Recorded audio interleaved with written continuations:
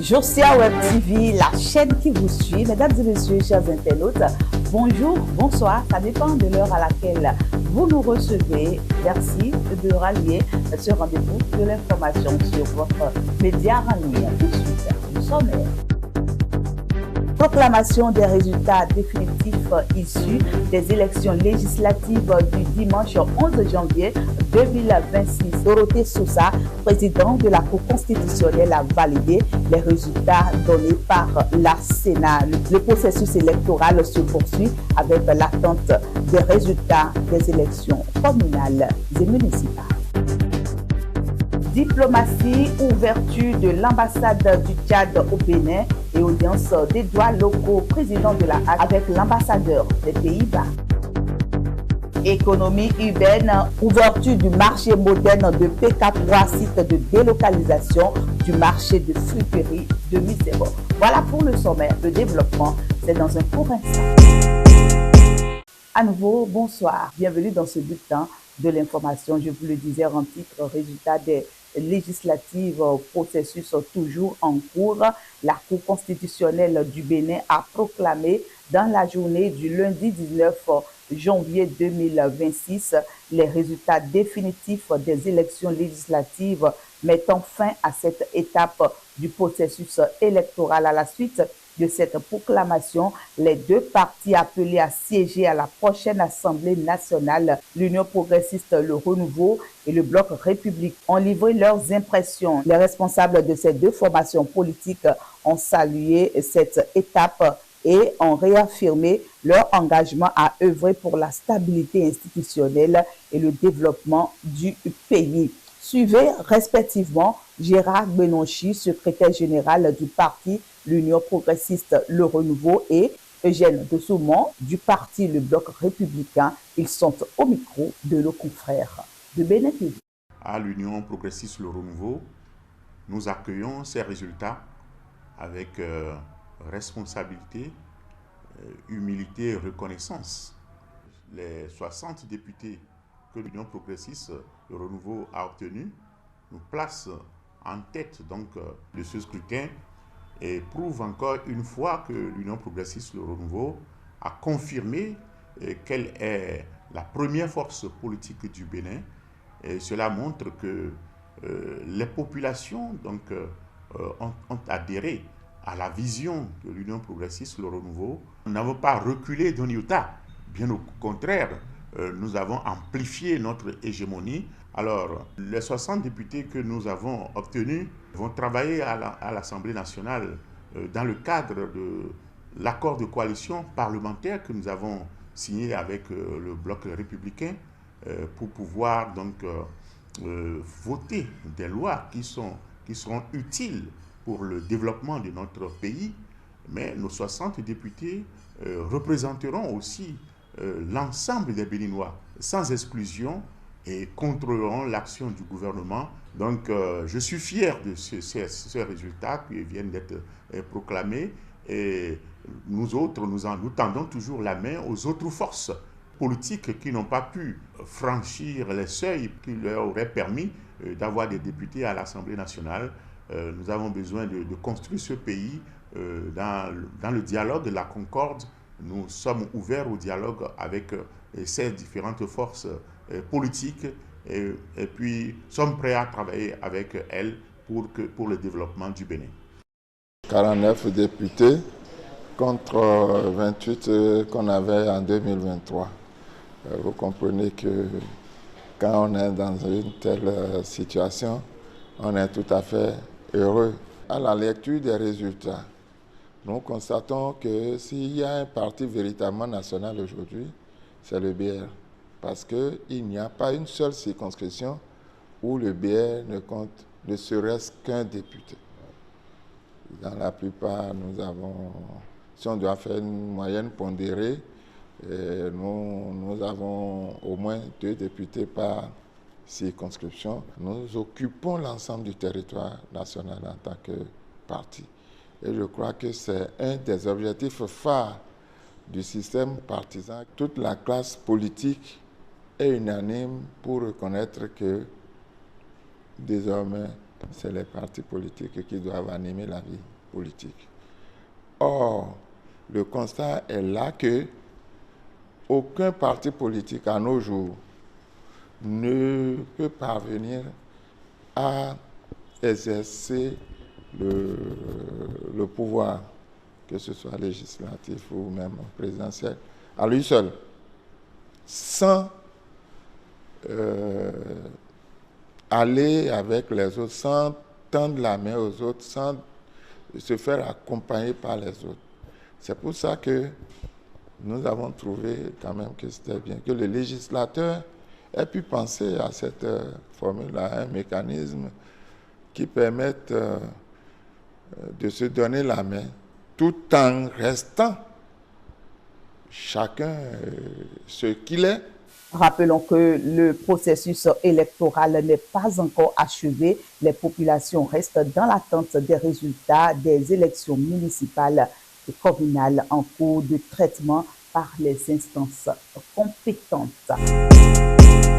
Nous parlons diplomatie dans ce bulletin de l'information avec les relations bilatérales renforcées, l'ouverture de l'ambassade du Tchad au Bénin, une avancée majeure dans la coopération politique, économique et culturelle entre les deux pays. Nos plus hautes autorités ont jugé opportun, à la suite de la redynamisation de ces relations diplomatiques et tenant compte des relations particulières entre nos deux ministres des Affaires étrangères, diriger le consulat général en ambassade. Aujourd'hui, nous sommes ici dans ces locaux afin d'aider, de contribuer dans la mesure du possible à la redynamisation et au renforcement des relations diplomatiques qui caractérisent nos deux pays. Cette ambassade qui vient d'être érigée crée les conditions d'un approfondissement concret de notre coopération dans les domaines à fort impact. Le gouvernement béninois est pleinement disposé à travailler en étroite collaboration avec les autorités tchadiennes afin que cette ambassade soit un instrument efficace au service de nos peuples respectifs. Audience à la HAC, Edouard Loko, président de la Haute Autorité de l'Audiovisuel et de la Communication, a reçu en audience hier lundi l'ambassadeur des Pays-Bas au Bénin. Au cœur des échanges, les deux personnalités ont abordé la coopération dans le domaine de la communication et des médias, ainsi que la promotion de la liberté d'expression et du pluralisme médiatique au Bénin. Suivez.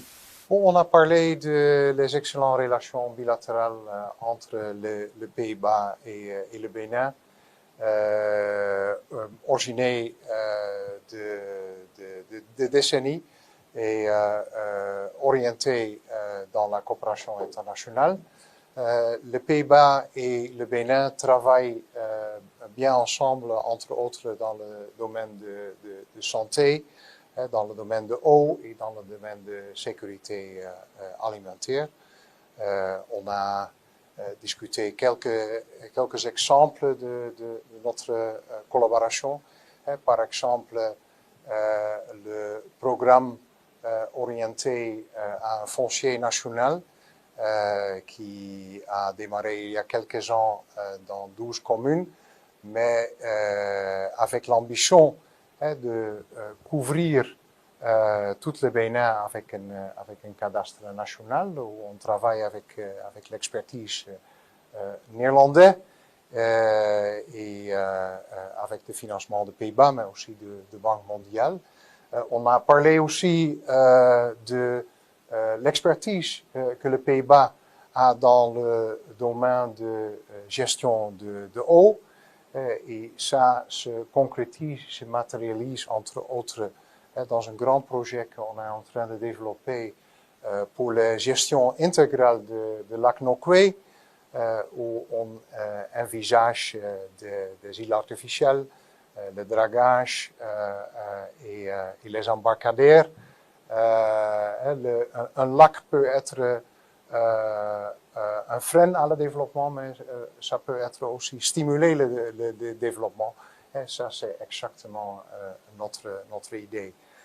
On a aussi mentionné que pour les prochaines années, les Pays-Bas vont continuer la coopération internationale. comme j'ai dit, avec focus sur santé, eau et sécurité alimentaire, mais aussi élargir les relations vers les relations économiques et commerciales et contribuer aussi à les objectifs de sécurité et stabilité qui sont à l'intérêt commun du Bénin et des Pays-Bas. Le marché moderne de PK3 a été livré et mis à la disposition des populations riveraines. Ce marché a donc ouvert officiellement ses portes. Cette infrastructure accueille désormais les commerçants issus de la délocalisation du marché de friperie de Missebo. L'objectif est d'offrir un cadre sécurisé, organisé et adapté tout en contribuant à la modernisation du commerce urbain. Kaline Odong nous en dit plus. Cérémonie de remise des clés de 349 boutiques aux commerçants du marché moderne de friperie. Un nouvel élan donc pour le commerce local. Le vendredi 16 janvier 2026, les commerçants du marché moderne de PK3 ont franchi un cap historique. Lors d'une cérémonie officielle empreinte de solennité, l'Agence nationale de gestion des marchés, ANAGEM, a remis les clés de 349 boutiques à près de 2200 commerçantes et commerçants, issus principalement des anciennes zones de friperie de Dontokpa et Missebo. Cette étape marque le début d'une nouvelle ère pour le commerce local avec l'installation progressive de ces acteurs économiques dans leur nouveau cadre de travail. Un marché au cœur de la dynamique économique, le marché moderne de PK3 est bien plus qu'un simple lieu de commerce. C'est un véritable melting pot culturel et économique. Les communautés béninoises, nigérianes et nigériennes y cohabiteront désormais et travailleront ensemble dans un espace bien structuré et adapté à l'activité de friperie. Avec ses 349 boutiques et plus de 1700 étals, le marché est prêt à accueillir les clients et à devenir un pôle d'attraction majeur pour la région.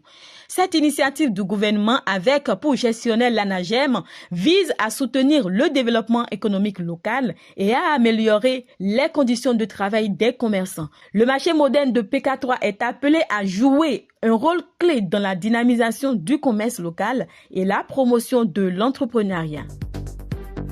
Chers internautes, c'est tout pour ce bulletin de l'information. Merci de nous avoir suivis. Merci de prendre le prochain rendez-vous dans les prochaines heures. Mais avant de partir, comme d'habitude, je vous laisse avec la pensée de ce jour.